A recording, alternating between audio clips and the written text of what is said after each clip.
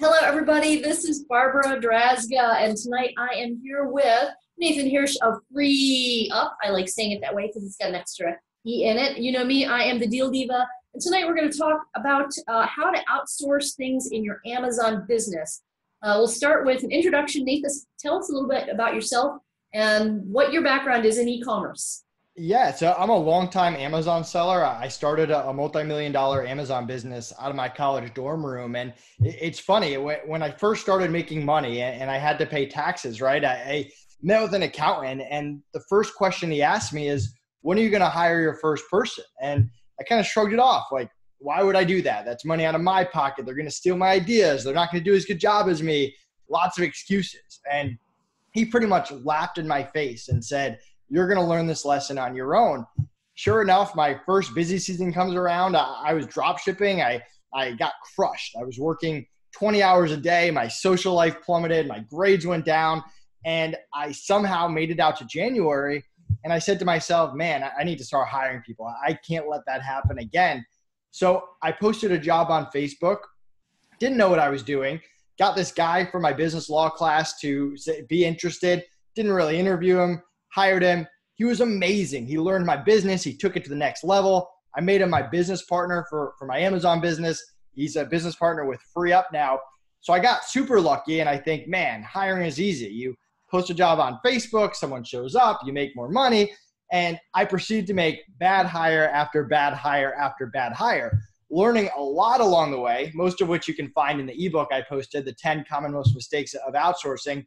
But I got thrown into the remote hiring world because college kids, not that reliable. And I was only 20. No 30-year-old expert wanted to work for me. So I got used to the Upworks, the Fivers, hired some pretty good people, but it just took me forever to find the people that I wanted. I had to interview 50 people to find one good one.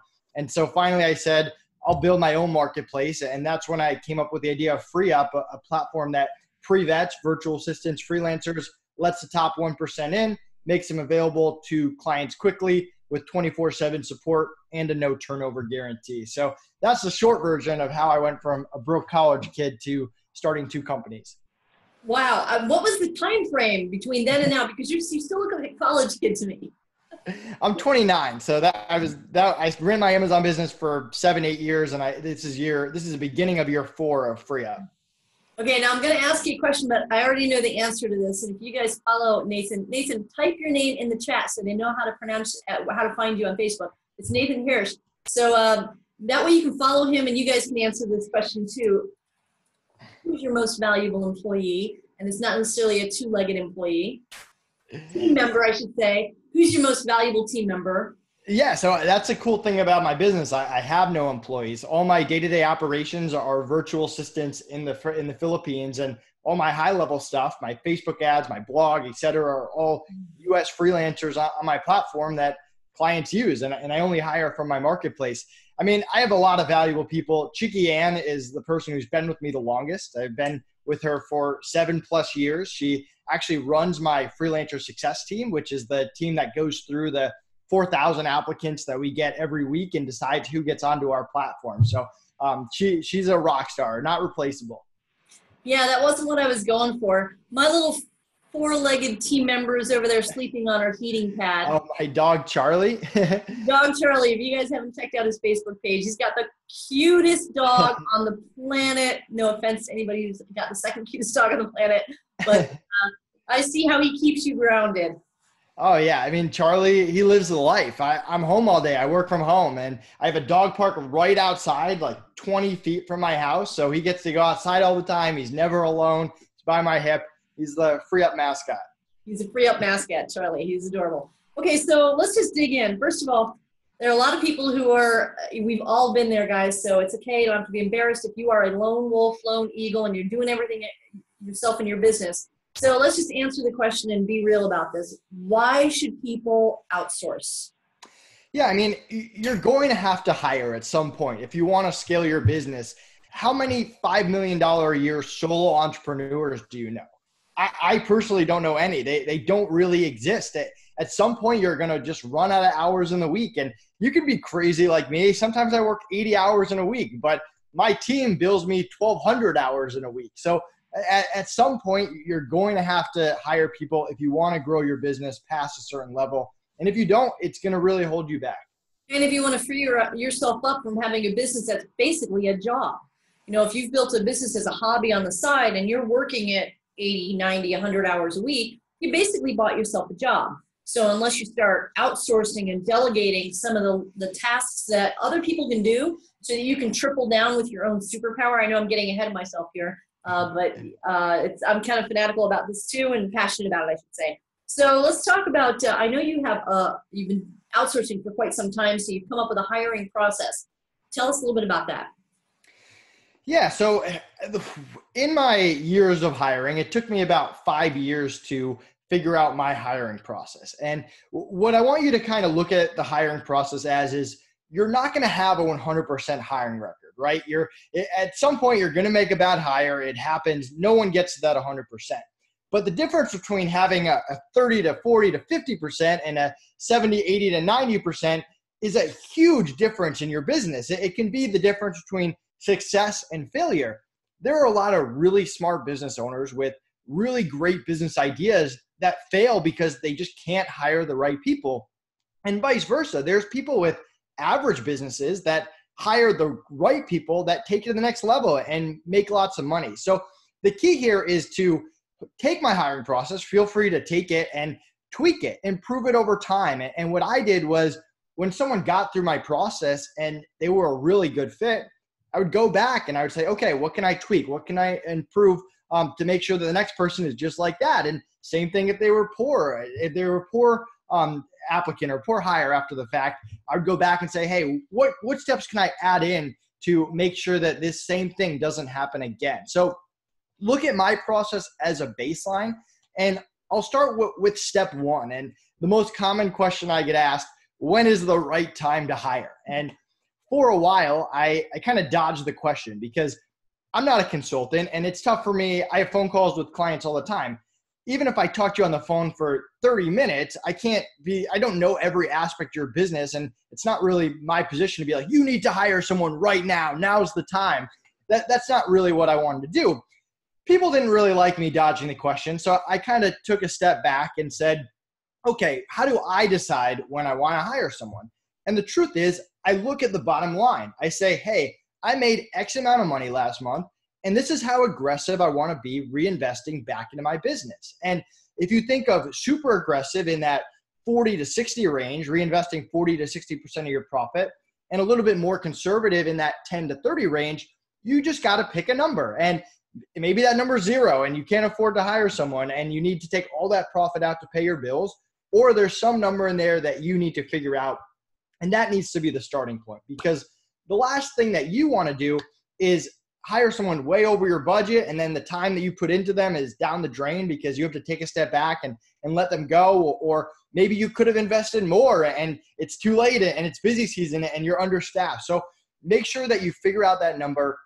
And then the part B of step one is to come up with 2 lists. The first list is everything that you do on a day-to-day, week-to-week, month-to-month basis. And these are tasks that you have systems and processes for. I like to say that the 3-month rule. I try not to do anything longer than 3 months. Month 1, I'm completely experimenting. What works, what doesn't work, throwing things against the wall. In month 2, I have a pretty good understanding of what doesn't work, and I'm trying to fine-tune what's working. Step 3, I'm ironing out those last kinks. And by the end of month 3, I'm trying to take it off my plate. So that's the first list. The second list, and one of the best activities I've ever done with my business partner, is we sat down and we said, you're bad at this. And we were just brutally honest with each other. And we wrote everything down. And at the end of that meeting, we realized, okay, we complement each other very well. But we also have a list of all these things that we're both bad at, and we're doing them every single day. Because as entrepreneurs, you wear a lot of hats, but the average Amazon seller, for example, is not good at everything Amazon. You might be really good at sourcing or really good at listing or really good at PPC. Figure out what you're good at and hire people to do the rest. It's not a good use of your time to take course after course after course to try to master everything. Find out what you're good at, and figure out how to turn those weaknesses into strengths. So step one is identify what your hiring budget is and come up with those two lists. The first list to get your time back and the second list to turn weaknesses into strengths. And I'll open it up for questions. I love that, turn weaknesses into strengths. I'm taking notes here, guys. So when I send out the replay, I'll send you my little note sheet. So do you have any questions thus far about when is the right time to hire as it relates to your business? Go ahead and drop those in the chats. And while we're waiting for that, I also, when you drop that link in the chat, Nathan, it only went to panelists. So if you guys revisit the chat, you'll see I put in there the link to the most common mistakes of outsourcing PDF. And you can download that after the webinar or during the webinar and read it after the webinar. So do you have any questions about how do you know if it's the right time for you to hire right now? Go ahead and put those in the chat. And then as you guys are formulating what you want to ask, let's go on to step 2. Oh, we've got Cassie. Hey, Kathy and Paul Forsey. How you guys doing? I think the right time is when you work as hard as you can, but you still find that you're behind. That's a good one. Being always on that little monkey wheel, right? Kind of. I mean, I have a ton of people. I don't know if I need to hire someone right now, but I'm always behind. There's endless stuff to do. I could literally work every single day and I would never get to the point where I'm like, oh, I'm caught up. That's good. So it's tough. If you do it that way instead of by the budget, you're always going to feel like you're behind, or if you're caught up, you got to explore and see what else you can do to expand your business.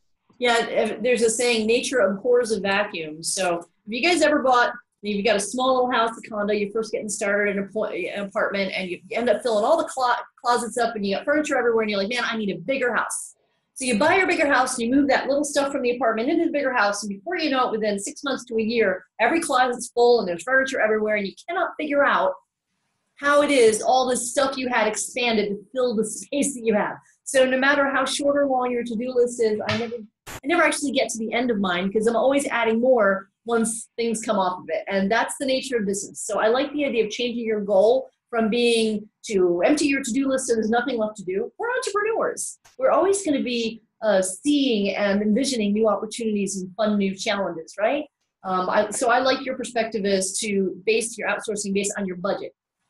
Absolutely. And I'll answer Jay's question real quick. Should I look at hiring when beginning, or am I not there yet? I mean, there's no right or wrong answer there. There are people that they might have $50,000 that they're starting their business with, and they want to hire people and they want to accelerate, or other people like me, who's a little bit more lean. And I started both my businesses with $5,000 or less. I'm not hiring people until I have proof of concept. And I have those systems and I have those processes. Or maybe I turn my attention to a little bit more project-based. And instead of hiring someone outgoing, I say, okay, I'm going to hire someone to optimize this listing, source this product, get a draft of my website up, get my logo. So like small things here and there rather than that ongoing mentality. So there's no right or wrong there. Yeah, outsourcing piecemeal.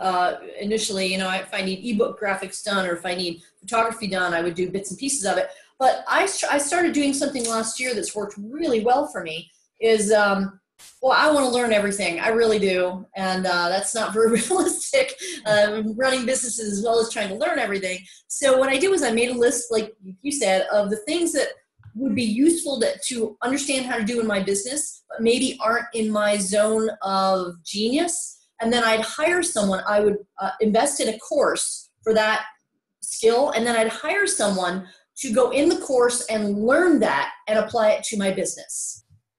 Have you ever tried something like that? Yeah, I mean, to be honest, I'm much more of a core competency guy. I know what I'm good at, and I'm always trying to improve what I'm good at only. I don't branch outside of that because I just know that, I just know what I'm not good at. Like I can come up with, I could start doing graphic design and I could probably figure it out or running people. Right. I'm a reasonably smart person, but for me, I know what I'm good at. I'm good at processes, customer service, sales, and essentially doing podcasts and being the face of Freeup. So if I can come up with new content that can help people, that'll be good for my role, great. If I need something outside of that, I'm hiring for it. Yeah, for me it was, I know you guys are going to think I'm an old fuddy-duddy by saying this, but I don't get Instagram. I just don't get it. I don't understand how to use it. So I know this, and I know it feels like I'm chewing on crushed glass every time I open it up and try to figure it out. So I invested in a course on Instagram marketing, and I hired somebody to go in that course and learn it. And that person was not an Instagram expert at all. They were hired to go in there and learn this content and apply it to my business for me. And that's worked really well. And that team member is now, because they did such a great job, putting them on another social media training course, a YouTube course, right? So that little tactic has worked great for me. And I don't have to learn Instagram, although I probably should someday. I had other things that I could be doing that are in my core competency and that are a lot more fun for me to do. So that was just one thought. What's your step 2? Or do we have any questions in here? Yeah. No, I think we're good. So step 2 is identify what your perfect person looks like. Is it an internal employee in your office? Is it a virtual assistant full-time, 20 hours a week? Is it a graphic designer on call? What's your price point? What's your budget? Are you hiring fixed price? Are you hiring at an hourly rate or a monthly fixed price? What is that? What skills does that person have to have? I like to say there's 3 levels of people you can hire: basic, mid, and expert. So basic level, think non-US, think outsourcing, $5 to $10 an hour. They're followers. They're there to follow your system, your processing. I can get you someone with 5 years of sourcing experience or 5 years of customer service experience. But the way that you source is going to be different than the way that I do. And the way that you do customer service is going to be different than the way that I do. So they're there to follow your systems. Mid-level people are other specialists. They do same thing, 8 to 10 hours a day. Graphic designers, bookkeepers, writers. They're there to do a specific task at a high level. You're not teaching a graphic designer how to be a graphic designer. They're not consulting with you either. They're doers. Right. You've got the experts, the 20 and up that can consult, project manage, execute high-level game plans, high-level freelancers, agencies that can bring their own strategy and systems to the table. So figuring out what price point and how many hours a week and all that goes right in line with also what level do you need. And if you don't know what you're looking for, it's going to be really tough to find it. So make sure you identify what your perfect freelancer or agency looks like. Okay, so get a really clear vision on what problem you're trying to solve, and then we just say, kind of write out a description of this is the perfect person. Okay. Exactly. And if something comes along the way and you're saying, oh, actually this seems better, you can always tweak it, but at least have a good understanding of at least the direction that you're going in to find that person. Okay, what is step 3? Step 3 is interview for skill, attitude, and communication. So back in the day, I used to only interview for skill. Let's look at their experience. Let's look at their references. Let's look at their reviews online. And that would blow up in my face a few months later. And I kept wondering, how can I keep hiring these really talented people and not have a good experience? And I realized it's not just the skill. It's the attitude and the communication as well. For attitude, you want to hire people who are passionate about what they do. If a graphic designer, they should love graphic design as much as I love being an entrepreneur. People who don't take feedback personally, people who don't have a bad attitude when it comes to turning aggressive the second that something doesn't go their way. We've all worked around someone who's a cancer and it slowly spreads to other people. You have to vet people for attitude. And then is communication, which is the most important thing when you're working with people remote. You want people who can respond within a business day, people who can hit estimates and due dates and actually hit them. You want people who can speak your language at a high level and you can get on the same page quickly. So make sure that you do the whole trifecta, the skill, the attitude, and the communication. It's very rare that you hire someone and you're like, oh, they had a great skill set and their attitude is fantastic and they can communicate well, but they were a terrible hire. Usually doesn't work out that way. And a few more notes on skill. I mean, you don't need everyone to be a 10 out of 10 or a 7 out of 10 or a 4 out of 10. I mean, there are people that are 1, 2s, 3s that are perfect for what you need. What you care about is, are they honest about what they can and cannot do? And the funny thing is when you vet for attitude and communication, those people that have great attitude and communication tend to be more honest about what they can and cannot do. So it really is that full trifecta. And if you're using a service like Freeup, where we've vetted people for that, focus on you. What are you like to work with? What kind of people do you enjoy working with? What are your pet peeves? How do you communicate?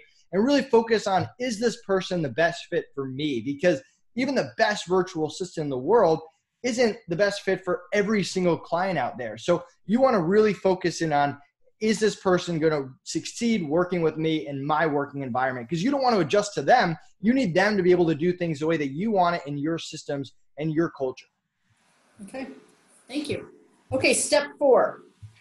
Jay asked, can I hire a web designer from your company? Yes, we have freelancers from $5 to $100 an hour, fixed prices to over 100 skill sets, 40% US, 40% Philippines, 20% scattered. So it's a wide range of all different types of people that you can hire for. And early up in the chat, I dropped a link. If you go to Freeup, and that's 3 E's in that, FREEEUP.com/Deal Diva, we're giving you $50. Nathan has generously offered $50 for you guys to get started with outsourcing. Yep. Awesome. Step 4? Yeah, step 4. Cool. Step 4 is where entrepreneurs really mess up, and that's setting expectations right after the hire. A lot of people will jump right in and they'll say, hey, source for the next week, or optimize these 15 listings, or build my 20-page website.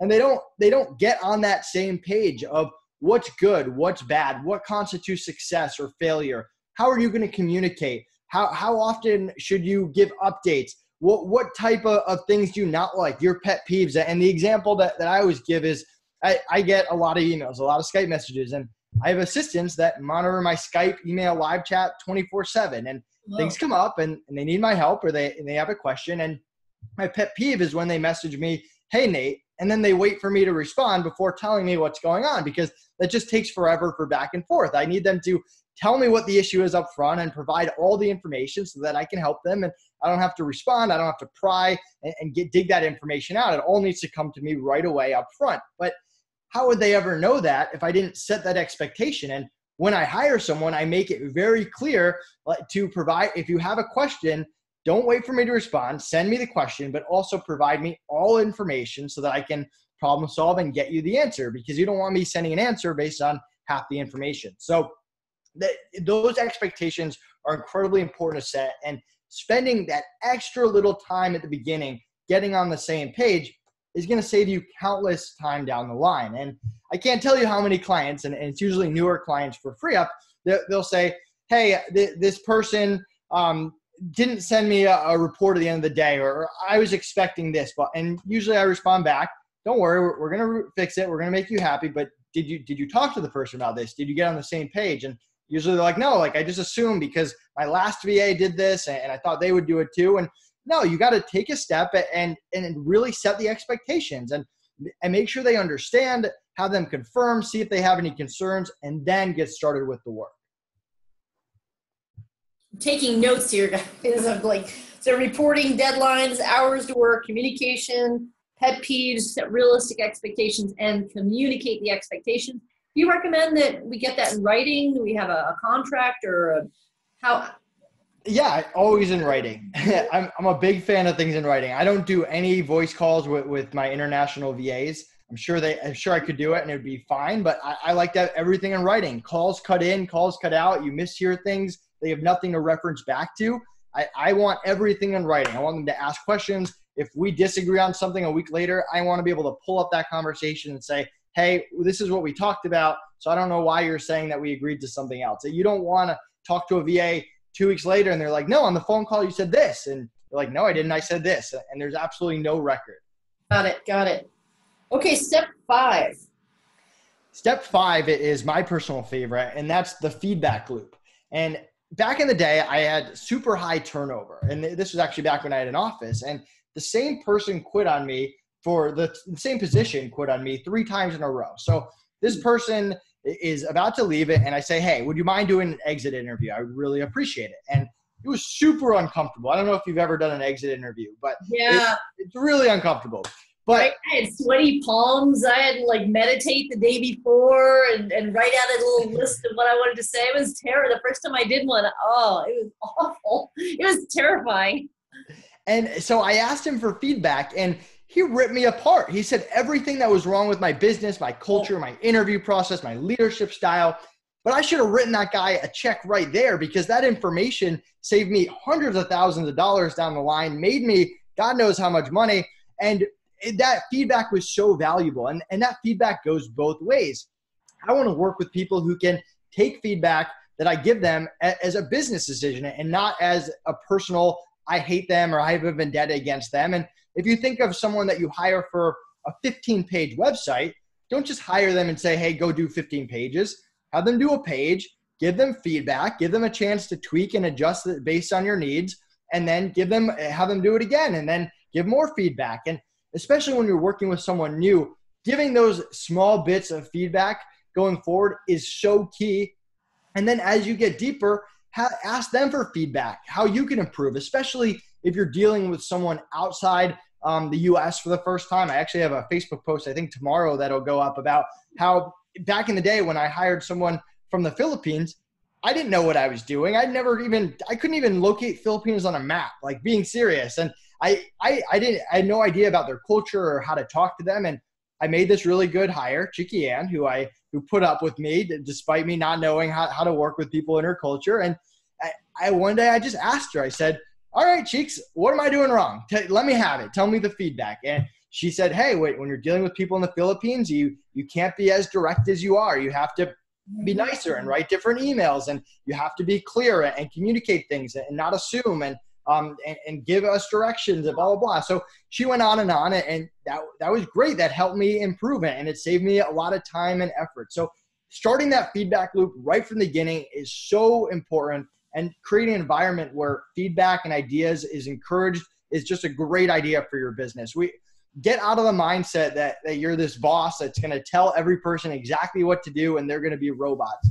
You don't want that. You want people that, yes, they follow directions, but they also bring their own experience, their own ideas, their own different background to the table to help improve and grow your business. And you can provide feedback going both ways. Yeah, I like the idea of having people that you hire actually improve upon the processes that you give them, because they bring their own take to things and they might find a better way to do it than what we think in our brains is the best way, right? Exactly. I mean, I can't tell you how the best ideas for Freeup, like we're on our side, we ask clients for feedback. I know you had feedback when I talked to you and I wanted to hear it. And same thing for freelancers and influencers and partners. And it doesn't mean you can act on every little piece of feedback instantly, but at least you have the information, and that knowledge is power, and it puts you in good position to make changes as you need and grow. Okay. So we've got step one to recap for you guys. What is the right time to hire? Step two is identify what a perfect hire looks like. Step three is interview for a set of characteristics. Step four is to set realistic expectations and communicate them. And step five is to engage a feedback loop. And I've got all these, I'm looking down. I'm not trying to be rude by looking down, but I'm actually taking notes. So I'll drop that.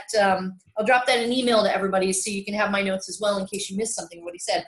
Okay, guys, now we're to the point where we're ready to, all right, I want to try it out. I want to find somebody to help me out in some small portion of my business to just get started with the hiring process. Talk to them about Freeup. How can we use Freeup?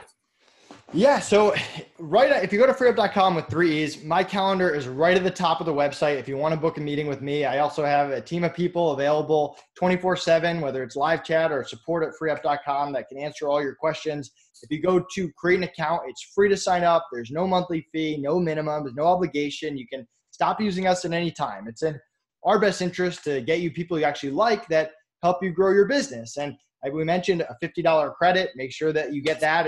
If for some reason you forget to enter it, just reach out. We're going to honor it. We're going to make sure you get credit. Let's go to freeup.com/dealdiva. I dropped it in the chat, and that'll get you the $50. Before we go any further, there was one more question that wasn't in these steps that I would love to have answered for my business. As an Amazon seller, can you give us the 3 or 4 top things that we should consider delegating right away as Amazon sellers? Yeah, so we get a lot of requests, and they're all over the place. Off the top of my head, the things that are most common for Amazon sellers are graphic design, grading listings and SEO, PPC campaigns. I would say throw like generic virtual assistant work in there. Bookkeeping is incredibly common. And yeah, I mean, those are probably the basics. About sourcing? Yeah, sourcing. I mean, with sourcing, you've got the basic level, which is more following your systems and processes. And We also have experts and consultants and people in China that can help you if you're going the private label route. So there's a lot of different Amazon business models too. So it's tough to say, like if you're a drop shipper, I would say the most common thing is customer service because you're handling all your own customer service, where a lot of times if you're doing FBA, you don't really, customer service is probably not your top priority. So a lot of it depends on that. We need someone to just use these tools that are available, like Jungle Scout, Ace Inspector Pro, Helium 10, et cetera, Viral Launch, and just use those tools to identify product opportunities. That's probably something we can outsource, right? Absolutely. We have clients that use that all the time. Okay, so Emily asked, which level should I look for if I want a VA to create listings? So it depends. Are you looking for a VA to follow your listing process? That would be the basic. Do you want someone who knows how to list at a high level but isn't going to bring strategy to the table? They're just going to crank out listings for you? Mid-level. Do you want someone to come in and say, hey, let's create a strategy. Let me look at your account. Let's optimize these listings. Someone who has their own strategy and advice, and maybe they can give you different options and you can collaborate and work together to build those listings. Then you go that expert. So there's no right or wrong. And also keep in mind, these are real people. They don't always fit in perfect ABC levels, but the generic concept is the same. Are they going to be following your instructions? Do you want more of a doer, or do you want someone that can bring strategy to the table?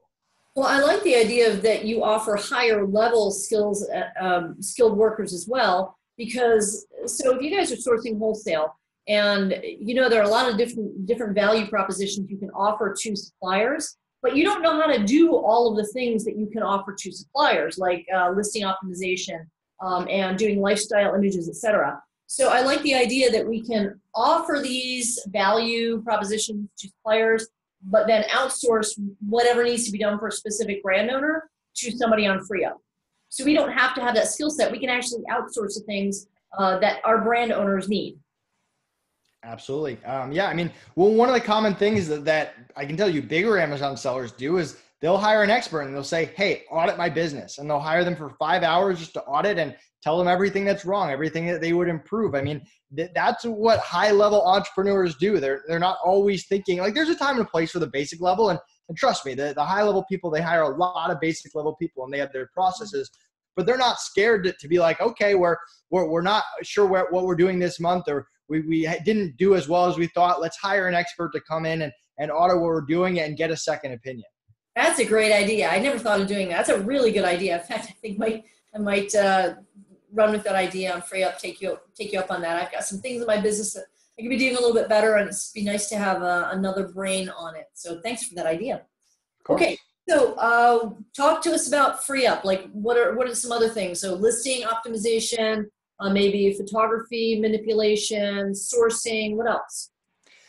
Yeah, I mean, if you go to freeup.com/pricing, there's over 100 skill sets. I mean, for example, outside traffic, if you're doing social media channels, Instagram, Twitter, Pinterest, Facebook ads, if you're building your own website, whether you need a top level expert or some SEO people along the way, I use video editors. If anyone follows the Freeup YouTube channel, all those videos are edited by my virtual assistant that does video editing. So part of being an entrepreneur is getting a little bit of creative and trying different things and seeing what works for your business. And hiring freelancers really allows you to do it with very low risk, high reward situations. Now, do we have to hire somebody full-time, 40 hours a week, or can we just hire someone for a project?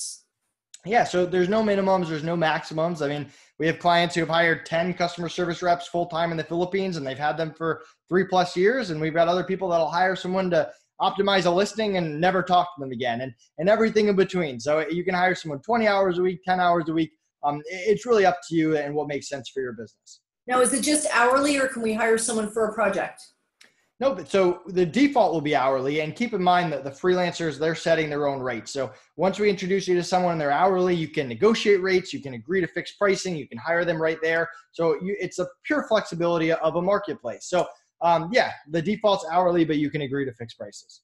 Now, does communication happen between us and our freelancers on the Freeup platform, or on Skype or WeChat, or a conglomeration of that?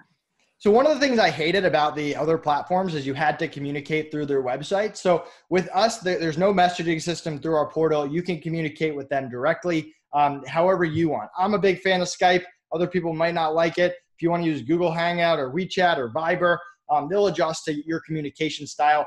We are building messaging into our platform, but it's never going to be a mandatory thing. It's going to be an optional if you like it for quick communication type thing. But yeah, you'll communicate with them however you like.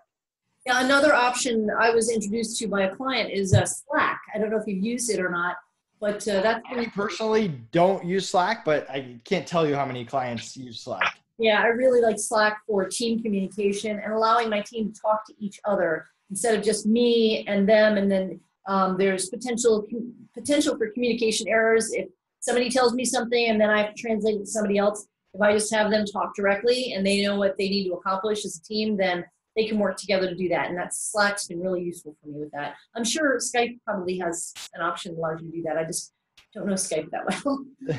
Up there with Instagram is things I do well, right? Okay, so Jay Rankin asks, just starting out like I am, what, in your opinion, would be the best direction for me to get things moving right away? Jay, what are you starting out with? Give us a little bit more information. Are you just starting out as an entrepreneur? Are you just starting out on Amazon? If you're an Amazon seller, what is your preferred sourcing method? Give us a little bit more information so we can answer that. Okay. I mean, whenever an entrepreneur is like, oh, who should I hire first? Like I kind of said before, I don't really answer questions like that because there's just no right or wrong answer. I mean, I can provide you different tips and advice and working for other people and some different options. But at the end of the day, you have to decide what you want to do. And it really falls into those categories. Do you know what you're doing and now you just need to execute it and you don't have enough time, so you need the basic level to follow your instructions? Do you have all these projects that are building up that you just need to knock out and you go more the mid-level? Or are you don't have any direction, in which case you're going to really struggle if you hire the mid and the basic level and you really need to hire that expert? Well, I actually have a bit of advice for you folks. It's in line with that, but a little bit different. So I tell people to do a stop doing list, which you mentioned earlier. You called it something else. It's like, what are you not good at, right? Yeah. But stop doing lists is things, and I actually have to write this list multiple times a year. And when I find I'm overwhelmed and I'm feeling stressed out and I have too much to do, I pull out my little pink notepad, very much a notepad, and I just jot down, what do I need to stop doing? What is not in the best interest of my time? And then you can tell I'm so old school, right? I have this Post-it, I don't know if you can see it, this Post-it near my desk, and I ask the question, is this task in line with my vision? So if a task I'm working on is not in line with my vision as it relates to my skill set, then that goes on my stop doing list. Those skills can be outsourced. So then I take this stop doing list, and it could be something as simple as laundry. Now, you can't really outsource laundry to somebody in the Philippines, but if you're afraid to get started with outsourcing and you just need to delegate something to get over your fear and start something, start small. Pick one thing on your stop doing list, just a small thing, and practice your outsourcing skills, practice your delegation skills with that one thing instead of saying, oh, I'm going to outsource 100% of my business in the next 48 hours. It's not realistic and you're setting yourself up for failure. So just pick one small thing and then learn from that experience and then grow from there and scale from there. Would you agree with that? Yeah, that's great advice. I mean, again, I try to stay away from like there's black and white, right and wrong. What works for you is great. I mean, I might do it a slightly different way. That doesn't mean I'm necessarily right or wrong. You have to come up with a strategy that's working for you, that's moving you in the right direction. Okay, so I want to honor everybody's time here and honor your time for being here. So do you have any, Jay has given us a little bit Amazon seller. He wants to be an Amazon seller. And he says, what would be the best direction for me to get things moving right away? It's still kind of a vague question, Jay. Go ahead and reach out to me on Facebook. Go to facebook.com/groups/DealDiva. Find me on Facebook. I'm Barbara Drazga, and message me and let's have a little bit of chat so I can gather a little bit more information about what your goal is for a business in 2019. And I can give you some more direct advice. And then you guys can hit Nathan up. Go to freeup.com/DealDiva. It's FREEE up.com/DealDiva to get $50 worth of to practice, to delegate, to hire somebody today. Right? Pick one thing today and register for your Freeup account. It's free to register. There's no monthly fee. And just start looking at the type of things that you can outsource. Nathan, thank you so much for being with us tonight. Any parting words? Yeah, thanks so much for having me. I just want to say me and my team are there along the way. We want all of you to succeed. And if there's any way that I can help you guys, let me know. Check out my Facebook group, Outsourcing Masters, the Freeup blog, and the Freeup YouTube channel if you want more content. So is there a link to the Freeup blog on freeup.com? Yeah, Or I is mean, it /blog? Yeah, freeup.com/blog. Freeup. And remember that Freeup has 3 E's in it. I keep sending it to the panel. Up.com. Just for those of you who can't see the chat because you're just watching the video or listening to the audio, it is freeup.com/DealDiva. And look forward, if you have any questions for Nathan Hirsch or myself, please hit us up on Facebook. We're happy to help you out and answer any questions you have. Thank you for dropping that in the chat. Appreciate it. Thank you guys, everybody, for being here, and for you, Nathan, for investing your time in us tonight. Talk to you later. Bye. Bye.